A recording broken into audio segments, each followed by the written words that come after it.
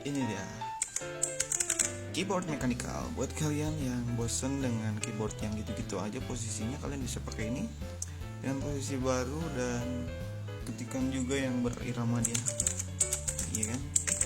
Jadi tidak bosan lagi untuk memakai keyboard. Oke. Dan untuk si ininya apa namanya, harganya tuh cuma 200.000 aja guys. Tunggu apa lagi? Biasanya keyboard mechanical tuh 400, di atas 500. Ini 200.000 aja untuk hari ini aja ya guys ya. Gas.